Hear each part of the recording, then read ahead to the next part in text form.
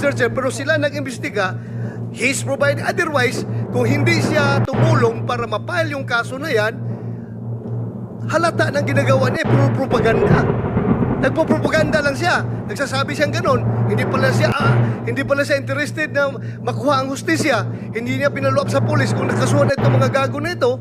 Because I, for one, I want justice to be served. Lalong-lalo na yung mga inosente na pinatay.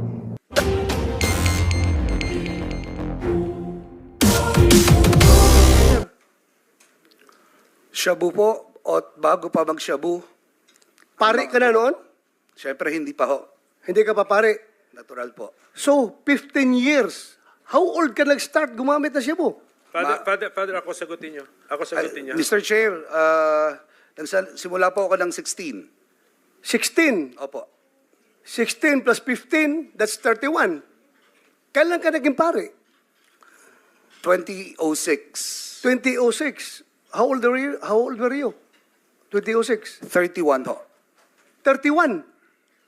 So meaning, nasa loob ka pa ng seminaryo, gumagamit ka na siya Meron po mo. akong tinatawag na relapse, Mr. Chair. Relapse. That's good. I congratulate you for reforming your life. And Salamat being po. a good example, I congratulate you. You are a good example to this community. Salamat po, Mr. Chair. Pero hindi po ako gumagawa at nagfa-fabricate o pinapalobo. When you said that you do not intend to hurt the feelings of the bereaved, by the word itself, you already did. Salamat po, Mr. Chair. Well, depende sa inyo yan. That's subjective, Mr. Chair. Kasi sa akin, when I see shit happens, that's for us to blame ourselves. That shit happens. That is not intended for the people or the victim. And Can we contextualize? Aminado naman si Senator Bato, konektado ito sa 1-year-old na namatay, kaya kayo napasalitang shit happens. Yes, Mr. Chair. Can we, 3-year-old. ilan? Mr. Chair, 3-year-old 3 years old daw. na nangangarap ding Okay. maging police. Yeah. Sige, Father, ikaw familiar sa what happened doon sa 3 years old na namatay? Sige nga, so that we will see the Sa pagkaalala ko po ay ito po ay isang police operation at ang hinuhuling nila yung anak, ay yung tatay, at dahil dito ay nadamay po yung anak, ano? Nadamay yung anak at namatay yung anak. I wouldn't want to give any Saan other, po 'yun? I wouldn't want to give Okay, any place and then date, and then sa incidenting 'yon, yung 3 years old lang ang namatay. kasama po yung ama, Mr. Chair. Kasama ang ama. So, yun. That is the context, ha? Yan, Yes. yan yung context, ha, na nangyari ito. Yes, Mr. Chair, wala naman talagang pulis gustong pumatay ng bata. Kaya nga sabi ko, shit happens. Tinamaan yung bata sa crossfire. Kaya nga, nangyari yun. But Father, sa investigation ninyo, official police operation yon, na-confirm na ninyo sa HQ? It was po. Kaya Okay, may mga pangalan ng operatives. I think meron po, Mr. Chair, and ayaw kasi mag-appear po nung...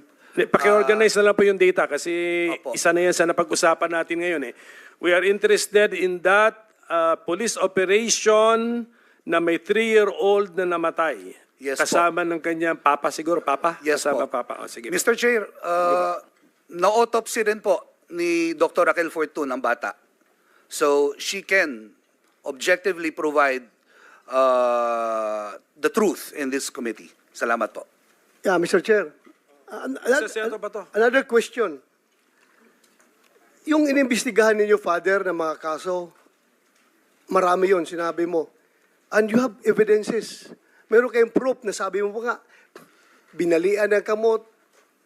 Sabi mo, may mga revolver na paulit-ulit na ginagamit as exhibit.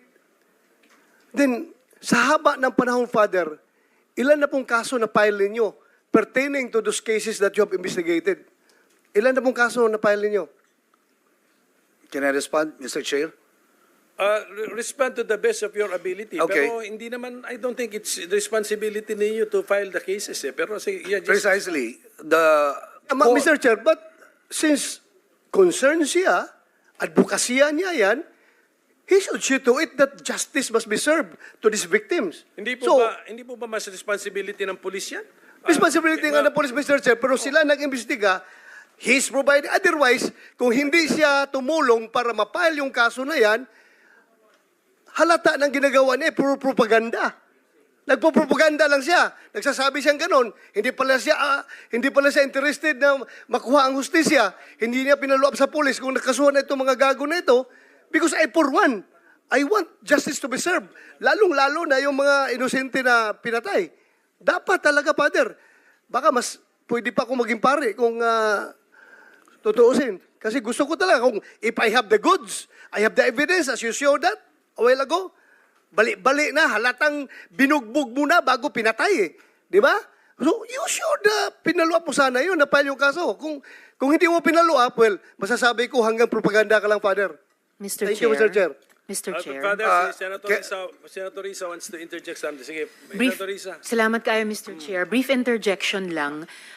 May expression kanina na what's the fuss. I think dahil lahat tayo, lahat around the table, ayaw nga natin na may nangyayaring ganito na may batang nako-crossfire.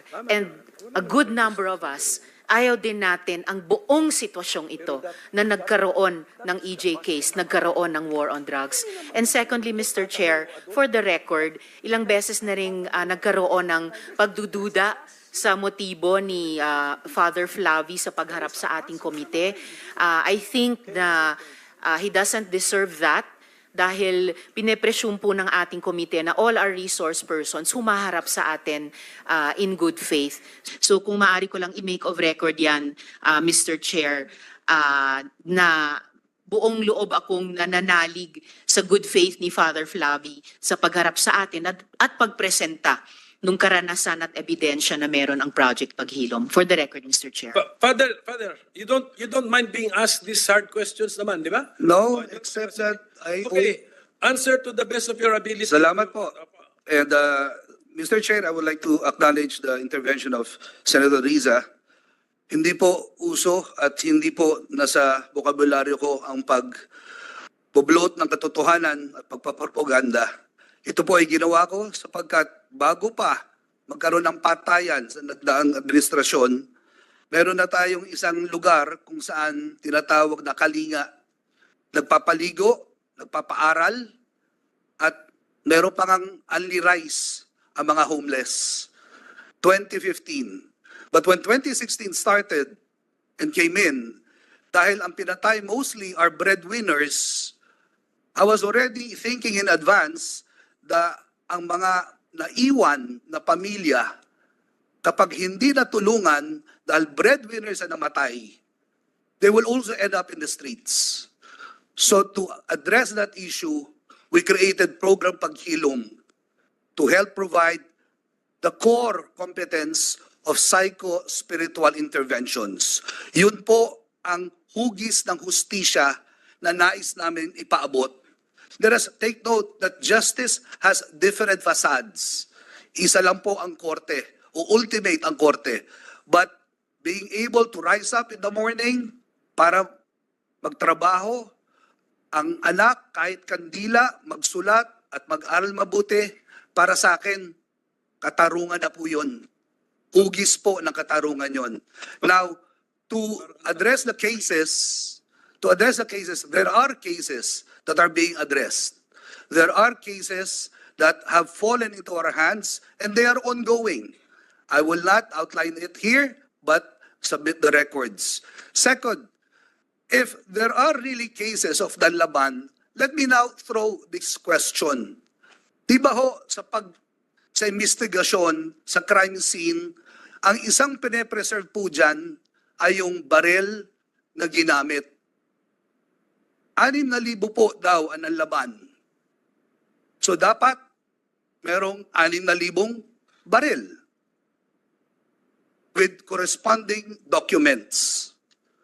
One way to let the public know that the war on drugs was real and true to its word, let us see the 6,000 handguns. That's a question po. Yeah, Mr. Chair. Salamat po. If I may, Senator Bato. I hope in the next hearing, we can invite the Director of Forensic Service of the PNP para mailatag niya yung whereabouts nitong mga Take note, yes. lahat ng mga ebidensya na na-recover. And for the record, Mr. Chair, I just would like parating kay Father na I appreciate what you're doing, Father. Thank you for what you're doing. Pasensya ka na kung sinabi ko na kung hindi ka nakapag-file ng kaso, parang you limit yourself to propaganda.